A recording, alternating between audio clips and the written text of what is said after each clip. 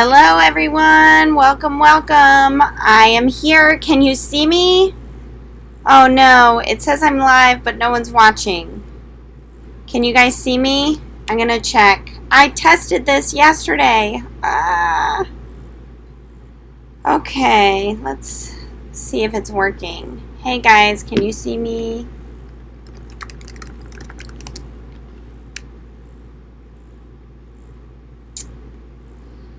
Why do I keep having all these issues? Oh, awesome. It says people are watching. Can you guys see me? Hey guys, I'm so sorry. Hey. Okay, good. You can see me. It was doing the thing that it did a few weeks ago where it was saying no one was watching, but it was showing me live. So, as hurt as I would be that no one was watching, at least it would be showing up live. So, yep, I see it's live. Everyone's saying hello. Hey guys, what is up? Let me know if you can hear me just fine. Actually, give me 1 sec. I'm going to turn off my air conditioner. If you're catching the replay, just skip the next 30 seconds.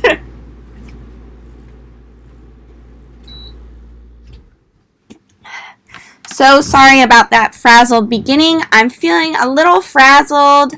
Okay, so tonight we were supposed to talk to Johnathan about riding the rails, about traveling in the circus, riding the rails, and he had to cancel on me last minute. So for the last 20 or 30 minutes, I've been scrambling, trying to figure out what the hell we're going to talk about tonight. But knowing I didn't want to cancel because I just took 2 weeks off, and that third week before that, things had gone haywire. So thank you guys for tuning in. We won't be interviewing Johnathan tonight. We're going to do a pre-record, and I'll air that some other time. But I did want to still show up for you guys. Mike says, I hear you so good, I need to turn down my volume. Awesome. I was so frazzled, I don't have my usual setup with my mic and things like that. But thanks, guys, for showing up. It feels so good to be back after a 3-week hiatus. So it's been a while. Welcome, welcome. Thanks, guys. Heidi, I see you made it. That's awesome. Johnny's here. Mike's here. Unknown Normal is here. Hey, guys, what is happening? First, let's just get into it real quick.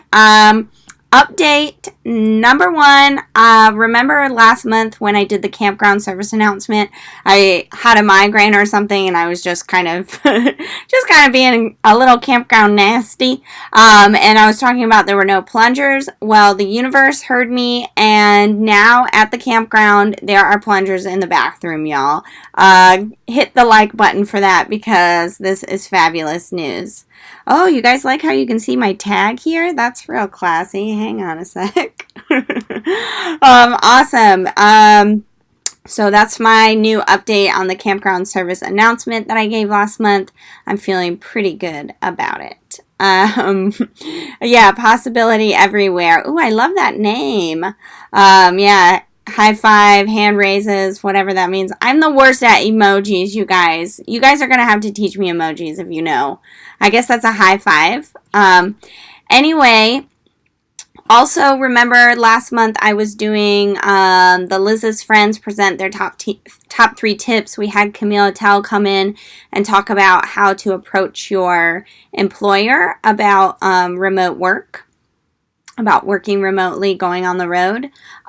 This week, I want to share with you my buddy Tim. I always mispronounce his name, so we're going to call him Timmy P.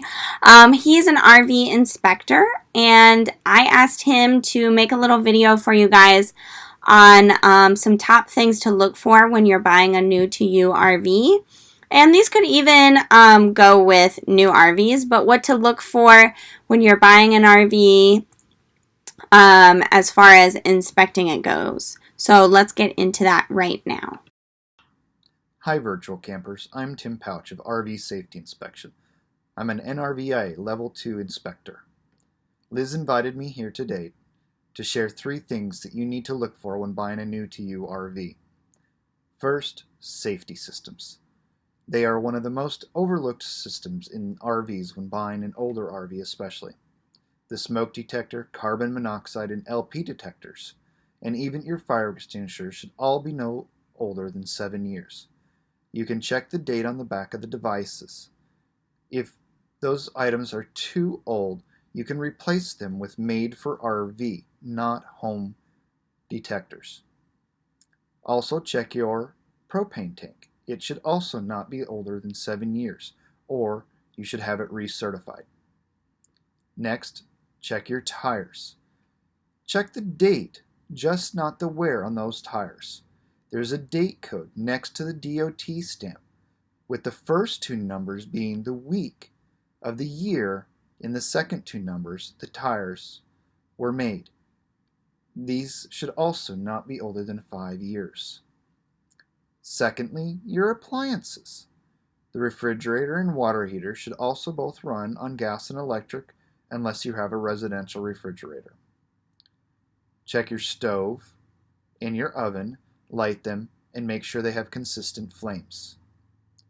If the RV you're looking at also has slides, run those slides in and out a few times, and listen and make sure that they don't snag on anything. Make sure they don't scrape. When you're doing so, go inside and outside of the RV and check that they seal up against the side of the RV on the outside and also seal on the inside. Next is checking for leaks. Make sure that you look for stains on all your walls and floors. Open all your cabinets and drawers. Look inside. Lift up any cushions, especially if they're under any windows such as dinettes. These are just a few things that you can check when buying an RV that you either have or you want to purchase. That's all I really have for you today. If you're interested in learning more about RV inspections, you can check out my site at rvsafetyinspection.com. Thanks and happy camping. All right, so that's Tim's tips. If you want some more tips about RV inspections, I actually, Ed and I created an inspection book, and if you don't have that, I will be sending that out to everybody on the email list probably next week. So if you don't have that and you don't see it come at you, just email me and I'll send it to you. I think it's really important. It's one of the big mistakes we made, even basically both times we made purchases for RVs. We used to have a big fifth wheel, and we didn't know anything. We decided to buy an RV and bought an RV 8 days later, and I wish I would have known just a few of the things that even Tim said. And then with our second RV, we wanted to buy one. We knew we were going mobile pretty quickly, and we knew some things, but we didn't know all that we know now. And so everything we know now we put into a book, and I'm going to send that to you if you're on my email list. Also, Tim has his website, rvsafetyinspection.com, and he is just a wealth of information. That's actually, when I met him a couple years ago at the RV Entrepreneur Summit. You can see this picture of us. If you are a longtime subscriber, you know this used to be the picture on my website. And so Tim's here in the gray, and I'm here in the purple jacket. And so we met a few years ago. He's just a really nice guy. He wanted to hit the road. He wasn't sure what he could do, and so he became a certified inspector, and that's what he does on the road. So if you have any questions for him or for Ed or for me, you can pop those in the comments below, and I'll be sure to answer them if I can't answer them right now. Anyway, this is where I would normally introduce our next guest, but like I said, we had a last minute cancellation. This is a live show. It was bound to happen, right? I tried to get that video up of the budgeting, but that wasn't working either in such a short period of time. So I just want to share with you maybe just a couple pictures of my recent trip to San Diego, and then I'm going to share with you guys this idea that I had today, and hopefully you guys will stick around and give me some opinions on what I should cover. But anyway, this is our trip to San Diego. Chelsea and I, we flew out of the Tampa International Airport all the way to San Diego. Funny story, I asked my sister to give us a layover. She said, if you fly from Orlando to San Diego, that'll be a straight flight. I said, I have a 4-year-old. I want a layover somewhere in like Dallas area so we can stop, have dinner, hop back on the plane. 4 or 5 hour trip on a plane is a long time for anybody, let alone a 4-year-old. So she said, okay, I got you a layover. You're flying out of Tampa, no problem. The layover, it was from Tampa to Los Angeles. And then we had an hour layover to San Diego. So if you haven't looked at a map in the last 10 or 15 years, Los Angeles and San Diego are pretty close, and it really wasn't a layover that we needed. So that's just kind of a funny story. And then, of course, on the way home, we had that exact same layover. Get on a 20-minute plane to LA, have an hour layover to have a nearly 5-hour plane ride home. So that's just kind of a funny travel story for you guys. Travel tip, if you're flying and someone else is buying your tickets, always confirm that. Oh, yeah, Heidi, she says, try flying to Alaska. Lots of hours on an airplane. Yeah, Heidi, didn't you just fly from like Minnesota or something to Alaska? Yeah, that's a big idea. Johnny's asking, is your idea a little off topic? It's actually very RV related, guys, so stick around. It's very RV related. Yeah, haha, some layover. I was dying laughing when I finally, I didn't really look at it when she purchased it. She bought me the ticket so I could watch her dog, beggars can't be choosers, right? So I said, oh, thank you for buying my ticket. And then, of course, it was like, oh, a layover in LA. That makes sense. Nursing Our Travel Bug says 10 to 15 years. Was the map different before that? No, it wasn't different, but in 10 or 15 years, you might forget where LA and San Diego have been. All right. So anyway, this is us at the airport. We flew Delta, which I actually almost always exclusively fly American Airlines. But she purchased Delta, and I was super impressed with, they had this workspace. So as you can see, I'm checking out my blog. She's drawing, and I was able to get a little bit of work done before we got on the plane. Let's see what else we did here. So we were watching her dogs, and Chelsea and this dog Zoe look possessed in this picture, but seriously, I was so in vacation mode, you guys, that I only took, the pictures I'm about to show you are the only pictures I took all 17 days. So we were watching two little Chiweenies. Chelsea had a blast. This dog and Chelsea have had a sordid past. When Chelsea was really, really little, this dog hated her, but they were kind of getting used to each other by the end. Hey, Ron, glad you made it. And I think there was one more picture that I didn't show. Oh, and here's Chelsea. These are her pets. Lucky is this Dalmatian from 101 Dalmatians, and behind her is a tiger named Raja. Second, we did go to the San Diego Zoo. So if you guys haven't been watching the show for a while, I'm terrible at travel planning. It wasn't until I got to San Diego that I asked my subscribers, hey, what should I do? Somebody said, oh, Balboa Park. I drove to Balboa Park, realized the zoo was there. So we went to the zoo.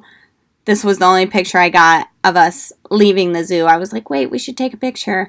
And there were these guys playing outside. But yeah, that's the only picture I got. We went to the beach. It was freezing. Excuse me, I had to take a drink of water. It was freezing. I was wearing pants. I finally put on a sweater, and then I was covered up in my towel after the sweater as well. And because I took about a week, because I was there 17 days, I took about a week to just relax. And so Chelsea did a lot of drawing. So here we are decorating my sister's apartment. She was obsessed with Christmas trees. And so you see a lot of Christmas trees there. And I was teaching her how to cut and use scissors, so she did a good job with that. And she drew that castle you see on the bottom by the doorknob all by herself. So there's me bragging about my kid a little bit. Let's see. Yeah. So that was what? I showed you 6 pictures. That was literally all the pictures that I took. I don't know. This is why I interview people, because I'm one of the more boring travelers. I've got to interview people to keep it interesting, because if it was just me all the time, I think you guys would get bored. Possibility everywhere says, maybe I'm weird, but I love long flights. Lots of downtime to sleep, eat, watch movies. LAX to Bali. Oh, wow. How far of a plane ride is that? I do love long flights, but long flights with a 4-year-old are a lot harder than long flights by myself. So if it was just me, I would be like, oh yeah, 5 hours of freedom. But with Chelsea, it's a little more stressful. Heidi says, even in an RV, we need vacations. Yes, definitely. Longest trip I ever had was from Phoenix to Honolulu. That sounds far. How far was that, Johnny? Oh, yeah, the castle's pretty cute.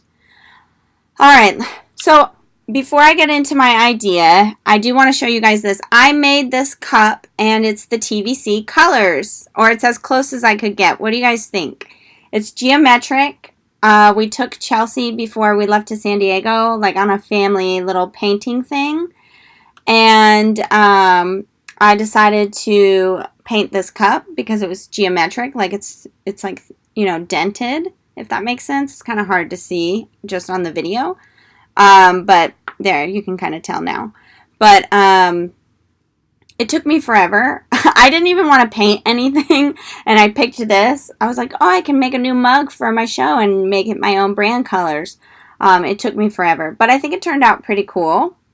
What do you guys think? New TVC live cups. Should I make more and sell them? Do you guys want one? That's what I should do. That's not my new idea, though. All right. Wow. Possibility everywhere says her flight was almost 20 hours. Yeah, we were flying into San Diego to watch my sister's dogs. She was going to Cambodia and Thailand, and it took her, I think, about 30 hours to get there.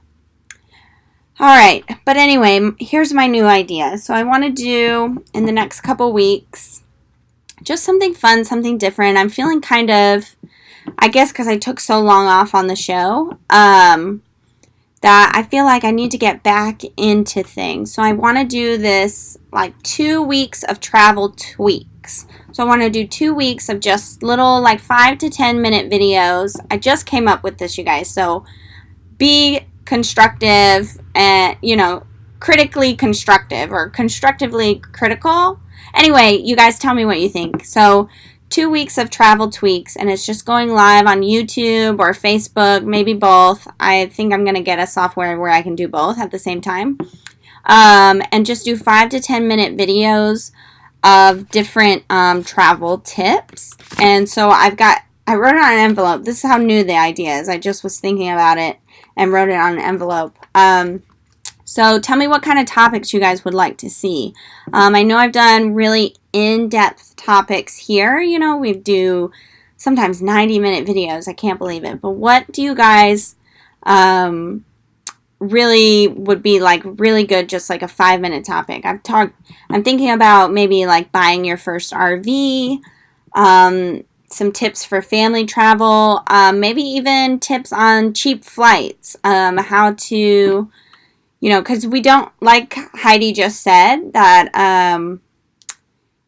sometimes we need a vacation from the RV. So maybe some cheap travel tips for flying, maybe cheap international travel. What do you guys think about that? You can give me a thumbs up right now. I can see that, or just put in the comments if that would be relevant or irrelevant to you.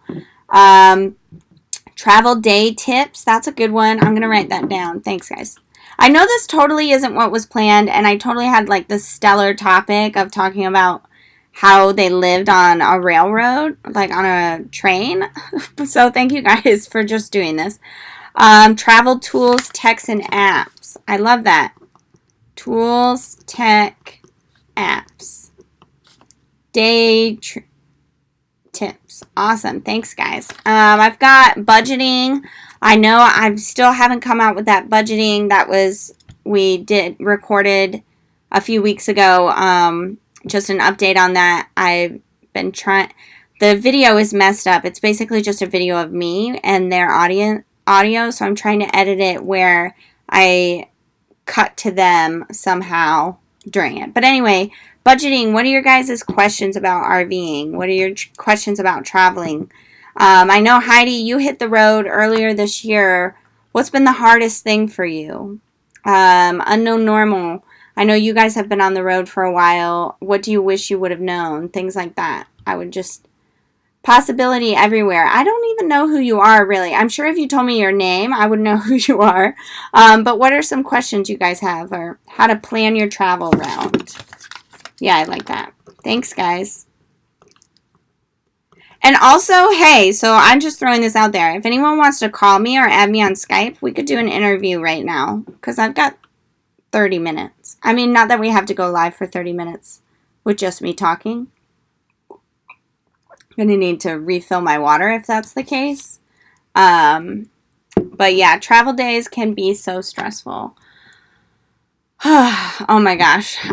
Yes, they can be. They can be so stressful. Have you guys read that story about my first travel day? So we thought, I'll tell you guys the very first time we traveled in our RV. So this is not on my blog. I don't think I've ever written it. This is our first travel day. So we were going on a trip from, I don't know, it was supposed to be 2 hours. It was from Troy, Alabama to Fairhope, Alabama on the Gulf Coast. We were visiting a friend. She was house sitting and they had full hookups. And she invited us to come. We had never traveled in an RV. We were stationary. We had just bought this RV a few days, maybe a couple weeks. I think it was less than 2 weeks. And we said, we have to leave late. Ed was getting off work. He was still in the military.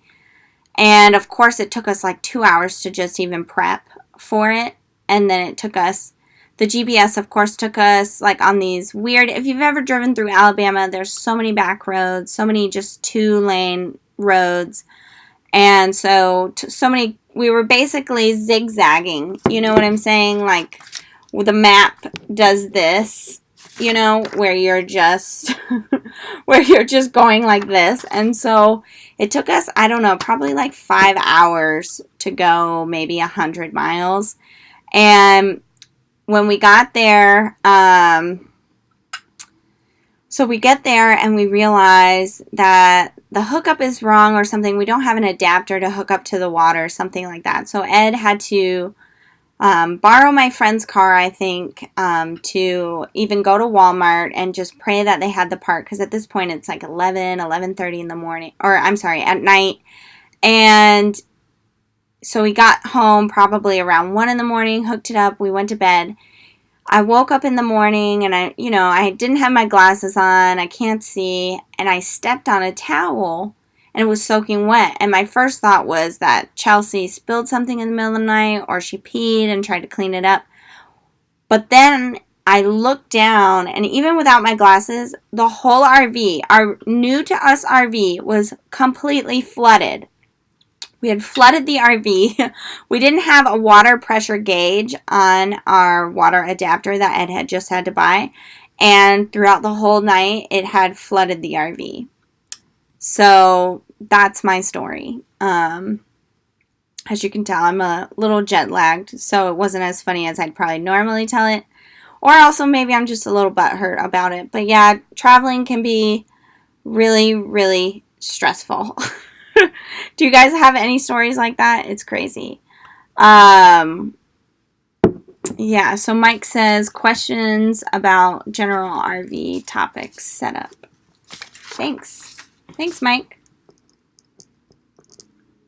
Oh, Lisa, I know who you are. Awesome. Hey, Lisa. That's so funny. Johnny says, I'm old-fashioned. I use those fold-up GPSs. I do too. Hang on a second. Where's my map? I don't know. We haven't traveled in a while, but usually my map is right here behind this. This is the passenger seat. So I can literally just go like this and take it out. Because one time we were traveling from Connecticut to Pennsylvania, and the GPS wanted to take us on this route. We couldn't, and I just pulled out my map and I said, okay, here we go. And it told us everything we needed to know, height, toll bridge, etc. I loved it. Unknown Normal says they got locked out of their RV while boondocking in Colorado. Holy crap. How'd you do that? Well, I mean, how did you get in? Chelsea locked me out of the RV one time. This was when she was probably like 2. I don't even know how she did it, honestly, but she locked me out. And I had to, luckily, we were stationary and kind of hillbilly. And so in the window, we had an air conditioning unit because we had basement air in that old fifth wheel, and it was just really garbage. It needed like a complete rehaul. So we had the air conditioner sticking out, true stationary style. So luckily I was able to take that out. And of course, it fell onto the floor inside the rig. Dented the new floor, had to replace part of it, and crawl through there, but it was really scary. It's really crazy. She says, I've been debating whether or not to write a blog post because it's basically a how to break into an RV. Yeah, that's funny. Alright, well, I've been talking almost 30 minutes. If nobody wants to call in and chat and do like an impromptu interview, that would be fun. But if not, I will probably end this. I'm so sorry about that last minute cancellation. Next week, we are going to talk to Cherie. And let me add her picture real quick so you guys know who I'm talking about. See, this is how last minute everything was. So she is the author of Make Money in RV Full Time, Live Camp Work. And that's her website, livecampwork.com. I had her on the last Full-Time Freedom Week, if you guys watched that. And she is just a blast to interview. She's super fun. She's going to come in and talk all about work camping, how to make money in RV. She also has a summit coming up, kind of like what we do with Full-Time Freedom Week, where we interview people, but this is geared towards just making money and RVing. That's going to be in August sometime, so we'll talk about that a little bit. But mainly we're going to talk about work camping and things like that. It's going to be super fun. If you guys have any questions about work camping, send them in to me and we will answer those live. Back to the story with Unknown Normal. She says, our lock froze up, just didn't turn anymore with the key. Oh my gosh, had to drill it out. Oh my gosh. Dude, that's crazy. Cheers to you for figuring that out. That happens a lot. I see that a lot in Facebook groups. Like, how can I break into my RV? So, Leslie, maybe you should write that blog post. Johnny says he keeps an extra truck key in one of those magnetic key holders. This was after I locked myself out of my truck. There's a Chelsea, Alabama. I didn't know that. Oh, Lisa says, we're shy. I need to work up the courage to be interviewed live. Yeah, if you guys ever want to be interviewed, if you work up that courage, send me an email. I am down to interview just about anyone about anything. We have a lot of fun here, as you guys know. If you have any suggestions about who I should interview, let me know. I'm totally open. I've got things booked pretty much until the end of August, probably. So if you are trying to build something camping RV related, that gives you a couple months to work up the courage to go live, because I don't have any openings, I think, until September. Unless something like this happens, where people cancel, my word.